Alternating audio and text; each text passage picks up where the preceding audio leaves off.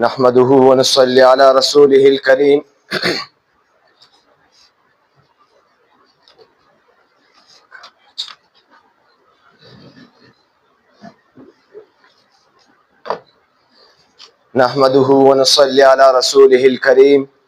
أما بعد فأعوذ بالله من الشيطان الرجيم بسم الله الرحمن الرحيم قد قال الله تبارك وتعالى في القرآن المجيد والفرقان الحميد ولا تحسبن الذين قتلوا في سبيل الله أمواتا بل أحياء عند ربهم يرزقون صدق الله العلي العظيم وقال رسول الله صلى الله عليه وسلم الجهاد ماز إلى يوم القيامة وأيضا قال واعلموا أن الجنة تحت ظلال السيوف وقال رسول الله صلى الله عليه وسلم في مقام آخر الجهاد مختصر طريق إلى الجنة او كما قال علیہ الصلوۃ والسلام۔ یوں بھی عبادت ہوتی ہے ہم یوں ہی عبادت کرتے ہیں، یوں ہی عبادت ہوتی ہے ہم یوں ہی عبادت کرتے ہیں، اسلام کی گلشن کی ہم جان دے کر حفاظت کرتے ہیں، جینے کا ہمیں کوئی شوق نہیں مرنے سے ہمیں کوئی خوف نہیں، جینے کا ہمیں کوئی شوق نہیں مرنے سے ہمیں کوئی خوف نہیں، اور مر کے بھی زندہ رہتے ہیں جو دین کی حفاظت کرتے ہیں۔ میرے قابل قدر اساتذہ کرام اور میرے مکتب ساتھیوں، السلام علیکم ورحمۃ اللہ وبرکاتہ۔ آج میں آپ حضرات کے سامنے شوق شہادت کے موضوع پر چند معروضات عرض کرنا چاہتا ہوں۔ سامعین محترم، یہ شوق شہادت ایک غیر اختیاری چیز ہے جو انسان کے دل میں پیدا ہوتا ہے۔ سامعین محترم، جب میرے نظر تاریخ کے اوراق پر پڑتی ہے تو ہر طرف شہداء کا خون بہتا ہوا نظر آتا ہے۔ تاریخی اوراق شہداء کے خون سے لبریز اور رنگین نظر آتے ہیں۔ سامعین محترم، صحابہ کے شوق شہادت کو دیکھنے سے پہلے ان کے رہبر اور سردار سرتاج المرسلین حضور صلی اللہ علیہ وسلم کی تمنا دیکھتی ہے۔ میرے سرتاج المرسلین نبی کریم صلی اللہ علیہ وسلم کا تمنا کیا ہے؟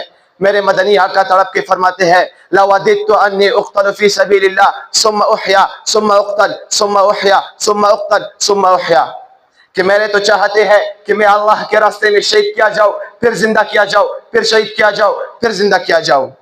سامعین محترم، اگر صحابہ میں شوق شہادت دیکھنا ہے تو صحابہ میں سے حضرت ایوب انصاری رضی اللہ تعالیٰ عنہ کی شوق شہادت دیکھ لیجئے۔ 80 سال کا اس کا عمر ہے، جہاد کے میدان کی طرف چل پڑے۔ بچوں نے ان سے کہا ابا جان اب کہاں جا رہے ہو؟ تو انہوں نے کہا کہ میں جہاد کے میدان کی طرف جا رہا ہوں۔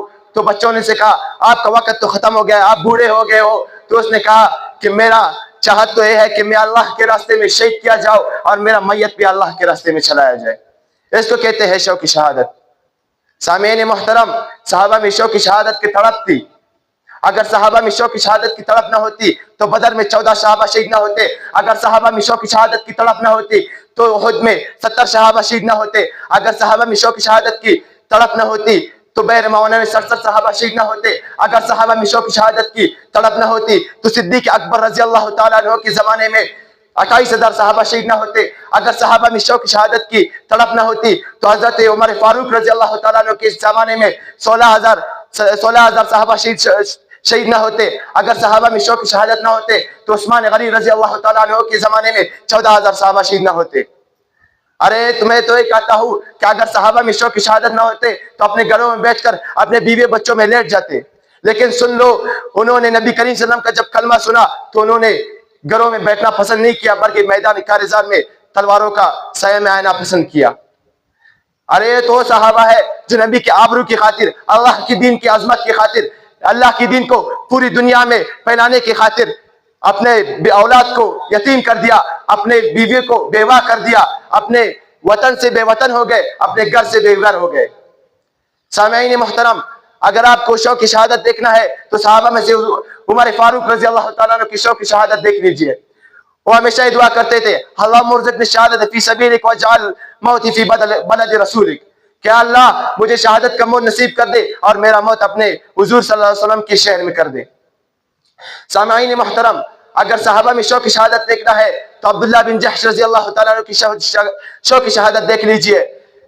وہ جب بھی اعلان جہاد ہوتا تھا تو یہ دعا کرتا تھا اے اللہ میرا مقابلہ آج جس شخص سے کر دے جو مجھ سے زیادہ طاقتور ہو، مجھ سے زیادہ جنگجو ہو، میں اس پر وار کروں، وہ مجھ پر وار کرے، میں اس پر وار کروں، وہ مجھ پر وار کرے، حتیٰ کہ میرے کان ناک کٹ جائے۔